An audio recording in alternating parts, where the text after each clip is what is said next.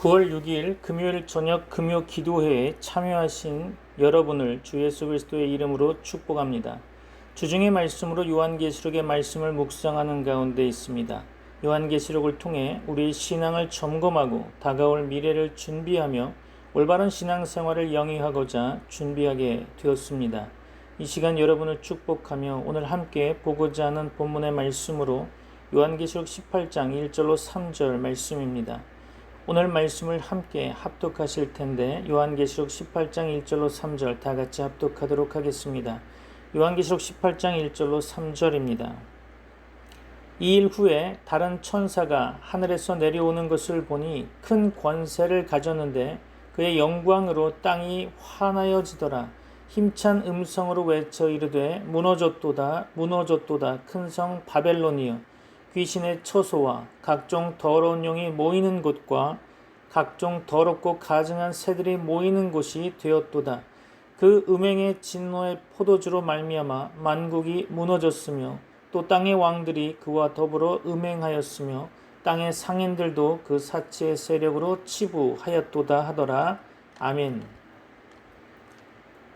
오늘 요한계시록을 통해서 여러분에게 많은 하나님의 은혜가 또 하나님의 능력이 하나님께서 주시는 깨달음이 전달되어지기를 소망합니다. 일곱 번째 대접 재앙에 이어서 요한계시록 17장에서 18장은 바벨론의 파멸에 대한 추가적인 설명이 언급되어 있죠.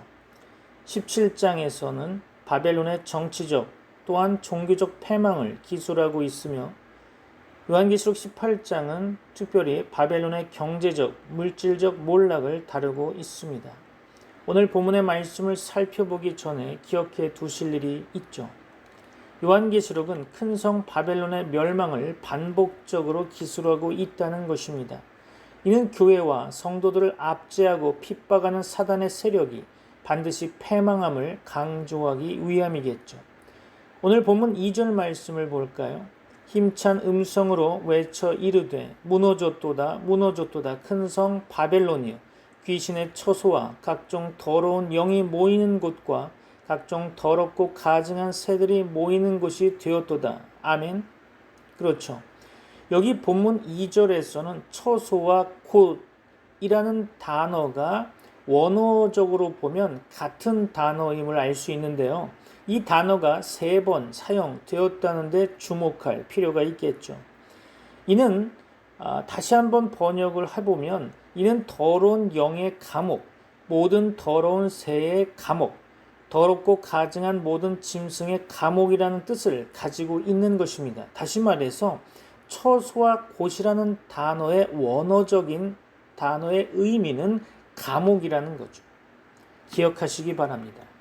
많은 번역본들은 더럽고 가증한 모든 짐승의 감옥을 모든 더러운 새의 감옥과 합쳐서 번역하고 있습니다. 한글 성경도 이 부분을 축약해서 번역하고 있음을 볼 수 있는데요. 좀 전에 읽은 2절 본문의 말씀을 조금 더 이해하기 쉽게 새번역 성경으로 보면 그는 힘찬 소리로 외쳤습니다. 무너졌다 무너졌다 큰 도시 바벨론이 무너졌다. 바벨론은 귀신들의 거처가 되고 온갖 더러운 영의 소굴이 되고 더럽고 가증한 온갖 새들의 집이 되었구나 라고 번역할 수 있고요. 번역해 놓았죠. 바벨론이 자랑하면서 즐기던 모든 것들은 그들의 감옥이었던 거죠. 그들은 그것이 감옥인지도 알지 못한 채 그곳에서 먹고 마시며 죄를 짓고 음행을 저질렀던 것입니다. 본문 3절의 말씀을 이해를 돕기 위해 새번역 성경으로 다시 한번 보면 이는 모든 민족이 그 도시의 음행에서 빚어진 분노의 포도주를 마시고 세상의 왕들이 그 도시와 더불어 음행하고 세상의 상인들이 그 도시의 사치바람에 치부하였기 때문이다 라고 되어 있죠. 그렇죠. 그들의 통곡은 회개의 눈물이 아닙니다. 그들의 관심은 여전히 이 세상에 머물러 있음을 볼 수 있죠. 그들의 유일한 관심과 기준은 오직 이 땅의 재물뿐인 것입니다. 이 땅의 왕들과 상인들은 모두 다 한 통속이었죠. 바벨론의 파멸을 목도하면서도 그들은 여전히 회개하지 않고 이 땅의 부와 물질만을 염려하며 울고 있었던 것입니다. 오늘 본문의 말씀을 정리하려고 합니다. 오늘 본문은 교회를 향한 말씀이라고 본다면 주의 재림 직전에 나타날 배교한 교회로 그 초점을 맞추는 것이 적절하다고 보여집니다. 이 배교한 교회는 앞서 말씀드린 큰 음녀이며 계시록 13장에 예언된 두 짐승 중 두 번째 짐승과 동일하다고 보여집니다. 그것은 계시록 17장 5절에 큰 바벨론으로 표현되기도 하죠.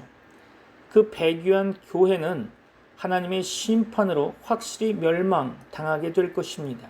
그 멸망의 이유는 그 교회가 각종 더럽고 가증한 영들이 모이는 감옥이었다는 것이고 각종 더럽고 가증한 새들이 모이는 감옥이었다는 것입니다. 이를 종합적으로 정리해보면 모든 형식적 교회들과 종교들을 통합해 나갈 것이며 또한 땅의 왕들로 그 음행의 포도주에 취하게 했고 이 땅의 상인들과 그 사체의 세력으로 인해 부유함을 누림으로 주변에 하나님을 떠나게 만들고 복음을 잃어버리게 했기 때문이라는 거죠. 여기 성경은 음행이란 단어를 기록할 때 영적인 의미와 육적인 의미 둘 다를 다루고 있죠. 그 배교한 교회는 거짓된 사상들과 이념들 그리고 종교들로 만국을 미혹시킬 것입니다.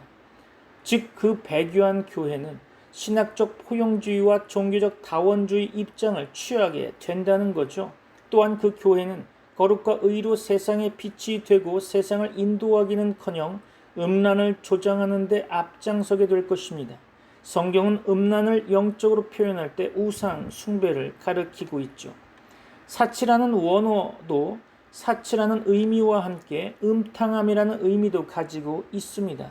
이를 좀 더 세밀하게 살펴보면 우상으로 보면 최고의 신이라고 하는 맘몬신을 가리킨다는 것으로 볼 수 있겠죠. 마지막 때 교회가 세상만 바라보다가 세상을 향한 하나님의 뜻을 이해하지 못한다면 결국 교회는 세속화를 피할 수 없을 것이며 사단의 놀이터가 될 것입니다. 복음을 잃어버린 교회는 세상을 살릴 수 없으며 세상을 이길 수 없는 거죠. 복음을 증거하지 못하는 교회는 세상 속에서 세상 가치만을 증거하다가 교회의 본질을 이루지 못하고 하나님의 심판대에 서겠죠. 제가 말씀드린 교회는 요한계시록 오늘 성경에서 이야기한 교회가 아닙니다. 다시 말해서 성경에서 이야기하는 교회는 아니라는 거죠. 단어가 똑같은 단어로 썼지만 그 교회의 단어는 여기 성경에서 말하는 교회와는 좀 다른 의미를 가지고 있는 것입니다. 다시 한번 정확하게 다시 말씀드린다면 단어를 좀 바꿔서 말씀을 드린다면 마지막 때 신앙 공동체가 세상만 바라보다가 세상을 향한 하나님의 뜻을 이해하지 못한다면 결국 신앙 공동체는 세속화를 피할 수 없을 것이며 사단의 놀이터가 된다는 거죠. 복음을 잃어버린 신앙 공동체는 세상을 살릴 수 없으며 세상을 이길 수 없다는 것입니다. 복음을 증거하지 못하는 신앙 공동체는 세상 속에서 세상 가치만을 증거하다가 진정한 교회의 본질을 이루지 못하고 결국 하나님의 심판대에 서는 거죠. 신앙 공동체는 무너질 수 있습니다. 그러나 성경에서 말하는 교회는 무너지지 않으며 반드시 궁극적으로 승리할 것입니다. 그것이 요한계시록이 말하는 교회론입니다. 여러분을 축복합니다. 교회 되신 여러분 가운데 하나님의 성령의 충만함이 늘 거하시기를 기도하겠습니다. 다 같이 기도합니다. 이제는 우리 주 예수 그리스도의 은혜와 하나님의 사랑과 성령님의 교통하심이 트리니티 미라클 교회 모든 권속들과 세계 교회 위에 이제부터 영원까지 함께 있을지어다. 아멘.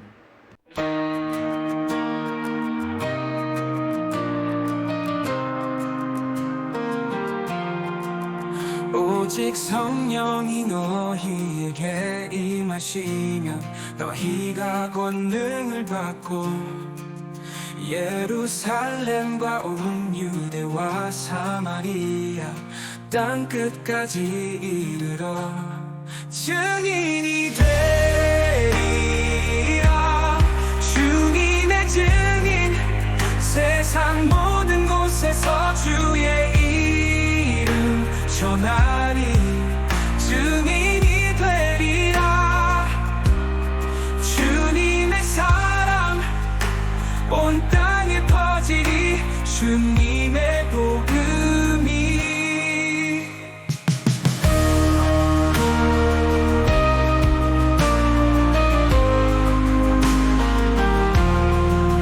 어두운 세상 빛으로 비추고 주님의 진리 전하리. 두려움 없이 주님의 말씀을 온 세상에 외치리. 증인이 되리라. 주님의 증인, 세상 모든 곳에서 주의 이름 전하리. 증인이 되리라.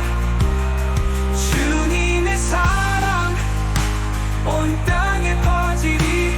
주님의 복음이.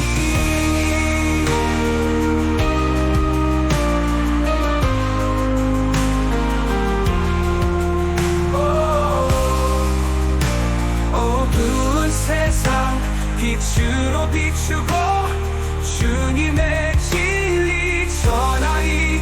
두려움 없이 주님의 말씀을 온 세상에 외치리. 성령의 능력으로 우리를 채우사 주님의 증인으로 살게 하소서.